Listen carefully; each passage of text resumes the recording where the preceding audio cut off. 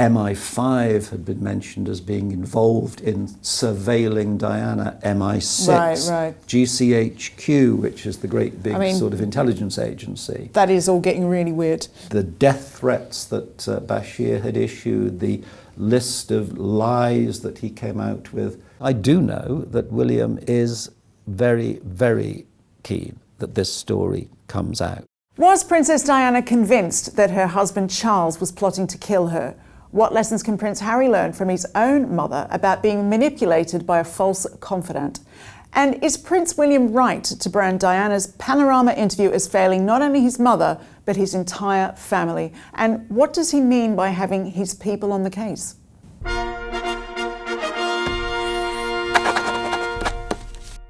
Hello, I'm Jo Elvin and welcome to a very special episode of Palace Confidential Authorised, where we explore the latest and most jaw-dropping royal books in the company of their most intriguing authors. Today, we have none other than Andy Webb, an award-winning author and filmmaker who spent 15 years at the BBC. That's the broadcaster that produced the infamous Panorama interview between Princess Diana and Martin Bashir. Now, Andy went on to obtain secret files which proved that Bashir lied to land the famous interview with the Princess of Wales in 1995. You're very welcome, Andy. Thank you for joining us today. No, it's great to be here. Andy's latest book, Dianarama, includes never-before-published details of the deception and entrapment of the Princess of Wales and the cover-up that followed. For the first time, Webb has revealed the extent of the deception, including the elaborate plan devised by BBC insiders which left Diana at the mercy of both the media and the world in the lead up to her tragic death in Paris. The book has even been given a seal of approval by Diana's brother, Earl Spencer. Just quickly before we get into that though, if you haven't already, please consider subscribing to the Daily Mail Royals YouTube channel to make sure you're up to date with all of our exclusive content as soon as it's released. Palace Confidential, Reading the Royals, Acting Royal, Palace Authorised, all the good stuff. And remember to sign up to the Palace Confidential newsletter by scanning the QR code on your screen now with your phone camera or by clicking the link in the description below. Right, now, Andy, thank you so much again for joining us today. Let's start at the beginning. Take us back to 1995 at the time of this famous interview. So in 95, they've been married for 14 years. During that period, of course, not all bad times, some very, very good times, but the marriage itself has not survived. They're separated in 1992, although relations between Prince Charles, as he was then, and Princess Diana, incredibly civilised. They've worked out access and living arrangements for William and Harry and so on. But that's where the marriage was at. And this interview, because a lot of our international viewers might not know about Martin Bashir. So how did Martin Bashir, who was a BBC journalist, he wasn't a household name. Some would argue he wasn't really a household name in his own house. He landed the biggest royal interview of the generation. I think Martin Bashir, some people may know the name. Those who don't, he comes to the BBC in 1986, fairly low level. He's working on, fairly localized type programs. Then he's promoted onto the program Panorama. Panorama is, in a more global context, it's like, say, 60 Minutes or something like that. It's a really, really big deal, important current affairs documentary. What Panorama says is the way it is. So when someone like Martin Bashir was able to rock up, representing Panorama, this really counted. He's number one, he's a serious individual. Number two, he's a truthful individual, someone you can believe and you can trust. But also what is then going to appear on Panorama is, by definition, very, very substantial. You're not going to have stuff on Panorama that doesn't count. Yeah, it's not being called by the National Enquirer. It's a massive, respected institution. It is. And it's interesting to reflect that before Diana said yes to this unknown, as you say, a relatively unknown guy, she had been approached been approached by people like Oprah, at the time Barbara Walters, who was an absolute A-list interviewer. Other name, David Frost, was been chasing her. So people like that had all, I think Barbara Walters in particular, she'd had lunch at Kensington Palace with Diana and worked really, really, really hard to try and get her in front of a camera, which makes it so kind of bizarre that this person from nowhere was able to get her. and raises the questions, well, how? Yes. What did he have to say to her? And well, it's fair to say that the suspicions of how Martin Bashir scored this so-called scoop of the century were there right away, weren't they? And within 2 days, centering around that graphics designer. Matt Wiesler. Yeah, absolutely, because the graphic designer had been tasked by Martin Bashir to produce these 2 bank statements. Very innocently made these fake bank statements for Bashir. Bashir, not innocent. Matt Wiesler, yes, innocent. Right. The bank statements that Matt Wiesler had drawn up, the actual information on them was not really significant. And of course, these bank statements were never presented to Diana. It wasn't a case of, hey, look, I've got these bank statements, and they were never presented to Diana at all. They were presented to Charles Spencer as part of, if you like, Bashir's calling card to prove to Spencer that he was a serious journalist who had genuine insider links and right. what have you. That's the relevance of the bank statements. So just explain for people catching up, what was the intent of those forgeries that Bashir presented to Diana and Charles? Well, when this chap, Martin Bashir, comes along with all the grandeur and authority of the BBC behind him, says, and documents as well, and says, I've got evidence that your husband is planning to have you murdered. And I'm from the BBC, I'm just not Joe Nobody. Yeah. You know? So that's where Diana was put into before she agreed to do this interview. It's just extraordinary evil, isn't it, to play with someone's mindset that way? Of course it is, yeah. And we'll get to this later, but you write that William, quote unquote, has people on the case looking into the cover-up of Bashir's lies. But why have you written this book, and why now? As long ago as 2007 now, I began to look at this really quite seriously and was putting direct questions to the BBC under freedom of information, whereby the law says you must be given certain documents, asking certain questions. And the BBC, I was looking for a kinder word than lied, but there isn't a kinder word. They just lied. They said, I said, have you got documents on this, inquiries into what happened after the interview? I said, no such documents exist. In black and white, I've still got their reply. It was a lie. There are lots and lots of documents. So it was when I became aware of those sorts of things that the BBC, who we all have in Britain and maybe even wider too, huge respect for, once you realise that trust in, exactly. That once you realise that they are prepared to lie through their teeth about what's happened, then you do realise that, oh, I see, this is kind of important. But also as a journalist, I certainly am not prepared to be made a fool of. Do you know what I mean? And if people are going to tell me stuff that's patently untrue, then I'm going to stay with it and stick with it. Well, let's talk about, because in 1995, right after the interview aired, there were 2 suspicious break-ins involving 2 people who knew about the Bashir forgeries. So who knew they knew, and who therefore was behind those break-ins? Well, they're very, very good questions. The 2 break-ins you're talking about are Matt Wiesler, who was the graphic designer. The other person who suffered, experienced a burglary, is the producer, a chap called Mark Killick. And yes, so Matt Wiesler's flat is broken into. And the only thing that's missing in this burglary is a little plastic case which holds what we used to call, and you'll remember them too, I think, floppy disks. People may not even remember what a floppy disk is, if you like. It's a kind of little external mini hard drive, if you like. On the floppy disk was the graphic artwork that he'd prepared for Bashir. And that's the only thing missing from the break-in? Right, was that. And I think a matter of days later, Mark Killick's house on the western suburbs of London was broken into. Nothing was taken except his study was ransacked and drawers, etc., etc. Could it be a coincidence, the 2 burglars so close together? I don't know, maybe it could. You say to yourself, okay, somebody wanted those floppy disks with the bank statement stuff on.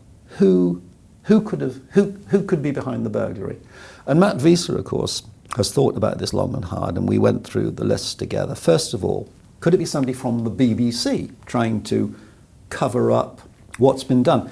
Well, we decided that makes no sense, because Matt had kept hard copies of the bank statements, bits of paper of the bank statements, and they had already been faxed to this chap, Mark Killick. So, and the BBC knew that. So what do you gain from stealing the floppy disk with the, well, you don't really gain very much at all, you know, because the stuff's already out there. So he ruled out somebody from the BBC. And you say to yourself, well, could it be journalists trying to get the inside dope? Or if not journalists themselves, they hired some ne'er-do-well, you know, some burglar to go and do it for them. Well, possibly, but if they do that and they successfully steal the floppy disks and then they publish a story, it's like, well, hang on, you know, it's like kind of, aren't you putting your hand up that it was kind of you who did the burglary? Well, so you kind of ruled that out. So was it Bashir? Well, no, because I would put Bashir in the first category, the BBC category. What does he gain? Yeah. What does he gain? The bad stuff, the actual fact that these bank statements were produced at all, that's out there. You know, Matt had kept hard copies of the work he'd done, and they were out there.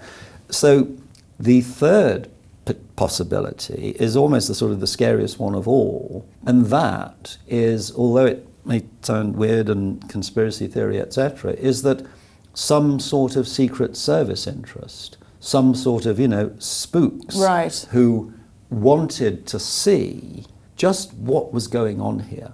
Because there had been so many sort of allegations that had reached the press and so on and so forth, that MI5 had been mentioned as being involved in surveilling Diana, MI6, GCHQ, which is the great big sort of intelligence agency. That is all getting really weird. It is getting weird, but, but it is just about believable that they could be so concerned about what's going on that they just want to take a look. And I'm sure people like that have the ability to burgle. But then you write that actually the weirdest, sort of like, or hardest to believe moment came 18 months after you first made that Freedom of Information request. So tell us what happened in your words. So I had been putting in my Freedom of Information requests to the BBC. The BBC, on at least one occasion, just lied outright about whether they possessed information or whether they didn't.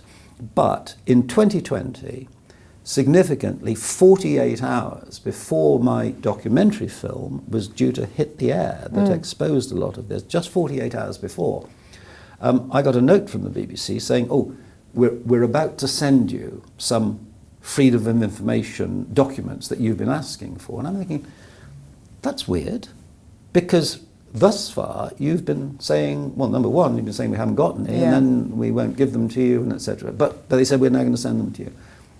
They did send them to me, as I say, 48 hours before the film appears, and I'm looking through, and I'm looking through these. One of them, and I remember clearly, it was page 43, was absolutely critical, because what it said, it was a report that was sort of 25 years old, but the key thing was, it made the claim that these bank statements that we've talked about, it wasn't so much that Martin Bashir had showed bank statements to Charles Spencer. The BBC's report claimed that it was Charles Spencer who'd showed documents to Martin Bashir. Right. Which doesn't make any sense. Absolutely doesn't make any sense. Now, I've only got 48 hours to go before my film hits the air, and I thought, well, what do I do here? I made a screen grab of the report from the BBC in question and sent it to Charles Spencer. Charles Spencer, Diana's brother, somebody at that point in history who I'd never met, never spoken to. He'd turned down requests to be interviewed, etc., etc. Sent it to Charles Spencer, said, look, but what does this mean? A short time later, the phone rings and it's Charles.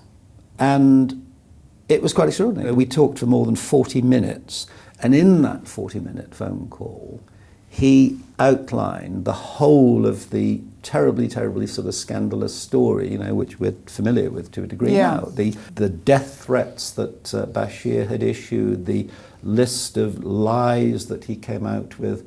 And the important point was that Charles had kept detailed notes from these. And well, you weave these through the book, don't you, with all his meetings between Diana and Bashir? Yes, exactly, exactly, yes. I mean, Bashir first comes to Charles Spencer at the huge stately home, presenting his fake bank statements with a view to convincing Charles that he should trust him. Yeah, but also some mad claims.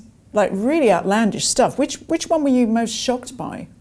Well, most shocked by would be the sort of claims that Prince Charles, as he was then, King Charles, as he is now, was planning to murder Diana. I mean, that's pretty shocking. Alexandra Pettifer, better known, Tiggy Leg Burke. She was the nanny back in 1995, at the time, a hugely important figure in this story because Martin Bashir had alleged that Prince Charles wanted to marry Tiggy Leg Burke, the nanny, and for that reason he wanted to have Diana killed and indeed Camilla killed. Some of the others were just really quite extraordinary. Prince Edward, Bashir claimed, had AIDS and was being treated at one of the big London cancer hospitals. One of them that was utterly bizarre was that Prince William, who would then have been 13, had been given a watch, a kind of James Bond type watch, which could record conversations. Do you think that Diana believed these claims? And where was Charles Spencer's head with all of this? Charles Spencer's head was, he's sitting there, the three of them at this sort of fancy apartment in Knightsbridge in London, and Charles is sitting there with his notebook noting all this stuff down, and he's described to me how the longer it went on, he just couldn't believe this. And quickly, I think very quickly, it occurred to him that Bashir was, I mean, the words he used, he thought it was just full of crap. He just didn't believe a word of this. And what the great shame is that at the end of that meeting, he says he took, Bashir's gone, he took Diana on one side and looked, he said, I'm so sorry. I've wasted your time. I've brought this guy here, but as I say, it's just full of crap. And he fatally assumed that Diana had taken the same view. He thought that Diana had seen in Bashir what he'd seen, that all of this just nonsense. But she hadn't. She hadn't. Now, there were only 47 days between that first meeting and the day that Diana sits down for her incredible interview, the TV interview.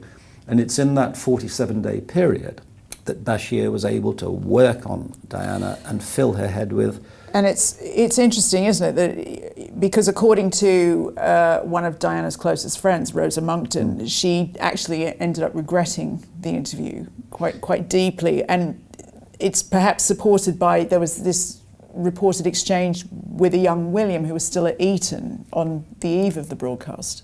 That's right. I mean, I find that really, really moving. I mean, and it's recounted in the book that it's often, the story is often told that William sat and watched the Panorama interview alone in his bedroom at the public school, Eton, alone and in tears. Well, maybe he did, maybe he didn't. But I've always thought, well, how do we know that? You know, can we be sure about that? I'm not sure. I'm not sure we can. It's a safe bet, though, that a teenage boy would be mortified by I think seeing his absolutely mortified, airing the dirty laundry on TV. Absolutely mortified. I mean, you don't have to be a prince. Any 13-year-old boy.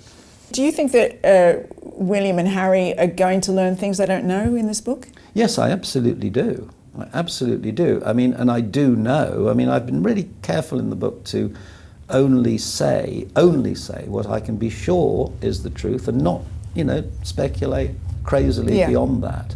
But I do know that William is very, very well aware of this book being written and is very, very keen that this story comes out. Yeah, because I can imagine. He was 13 when he saw this interview with his mum. Within 2 years, his mum's dead.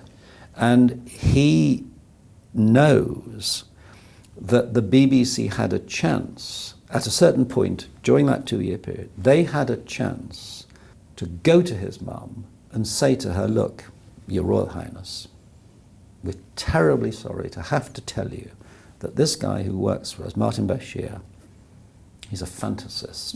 He's a fantasist. These things he told you about, your husband trying to murder you and all this, just not true. Just not true. And they didn't do that. They didn't do it. They didn't do that. And the heartbreak for him, as I say, it doesn't matter whether you're Prince or anybody else, the heartbreak for him is to consider, well, what if they had? What if they had done the right thing and gone and briefed his mother? Would her life have followed the course it did? And so I've spoken to Charles Spencer, her brother, about this. I've spoken to Patrick Jeffson, who was her private secretary for 8 years, knew Diana extraordinarily well, and said to them, look, how thick is that line from the Panorama interview to Paris, the tunnel where her car crashes and she's dead? How definite is that line and how thick is it? And Charles Spencer says, absolutely, he describes the consequences of the Panorama interview as lethal. Now, that isn't to say that the drunken driver of the Mercedes, he wasn't working for the BBC. When you say to yourself, would Diana have cast off all the people that she trusted, all the royal protection of... I mean, we hear Prince Harry of late making huge demands for royal security and proper protection and so on and so forth. Diana, because the idea had been put in her mind that she couldn't trust any of these people, they'd all been cast aside. Who is looking after her in Paris? Well, it's this Mickey Mouse ramshackle security operation of Mohammed Al-Fayed with drunken drivers, etc. And she's dead. And it's that sort of thing that so Charles Spencer is in no doubt at all. That is the heartbreak. Indeed. And William, we actually do have a quote. We have William's own words on what he feels about this, which is in the book, and I brought it here because I want to get it absolutely right. So on May the 20th, 2021, that's the day that the official report into this appears by Lord Dyson. The report appears, and people may well remember that William decided, obviously off his own bat, to appear on television and deliver this statement straight to camera. And I saw that and, wow. But the key bit in that for me is this, and he says, what saddens me most is that if the BBC had properly investigated the complaints and concerns first raised in 1995, my mother would have known, so Diana would have known that she'd been deceived. Yeah. She was failed not just by a rogue reporter, so it's not just Martin Bashir, he says, but by leaders at the BBC who looked the other way. So, to me, could it be any clearer? Yeah. There is Prince William saying, look, this is what saddens me most. Diana would have known, and it's not just the rogue reporter, it's the leaders at the BBC who look the other way. Well, and you also write that William has people on the case. What do you mean by that? The people on the case, what are they trying to do? They're trying to find out for William. They're trying to find out exactly what happened back in 1995 at the time of the interview, exactly what happened in 1996 at the time that the BBC, and we can say covered it up, because that is one of the phrases used by Lord Dyson.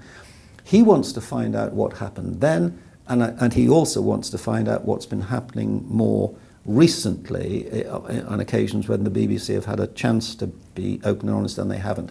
That's what he wants to find out. It's just so awful. I mean, when you say that, the sort of the things that he did like that, did Martin Bashir break the law? Should he be prosecuted? And ergo, should the BBC be prosecuted? Well, again, very, very good questions. Did Martin Bashir break the law? Well, in what respect? I mean, the simple, most apparently obvious way would be, did he commit the crime of forgery? It sounds very, very much like forgery to me, but that's not the point.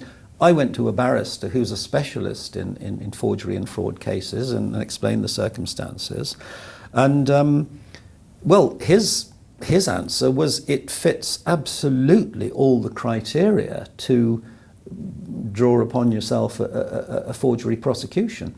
As we know, these decisions are made by the Crown, well, they're obviously influenced by the police, whether they decide to investigate, and then the Crown Prosecution Service will make a decision. No decision has been made to prosecute. It's just one of those curious questions.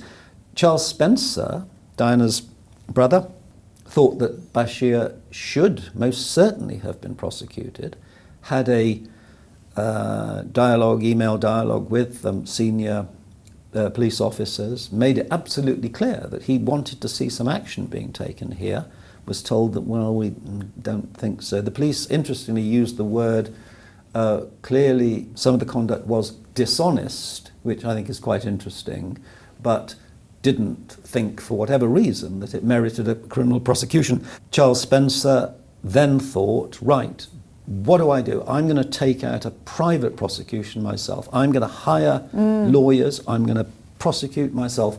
Ultimately, he thought, do you know what? Am I going to spend, £500,000 doing the job that I think, the state, the police should do? And he decided not. But no, I mean, Martin Bashir has not faced any legal sanction whatsoever. And then neither has the BBC. Neither has the BBC. I mean, interestingly, again, the question was raised of whether certain BBC officials, certain senior executives, committed this curious crime called misconduct in public office. That's when people in a public office who should behave responsibly don't behave responsibly, and there comes a point where that actually becomes a criminal offence. And that was raised. I know that the Met Police were at least giving that consideration at one point. Right. But again, the answer came back, no. This book is, as you can gather, explosive. Thank you so much for quite a harrowing subject, a harrowing interview, and thank you to our viewers for tuning in. If you are intrigued by Andy's book, Dianarama, then head to the description below to order a copy for yourself. And while you're down there, you may as well sign up to our free newsletter. If you love exclusive royal content like this, then I promise you will love the newsletter. It's just time to say thank you again to my very special guest, Andy Webb, and we will see you soon. Bye-bye.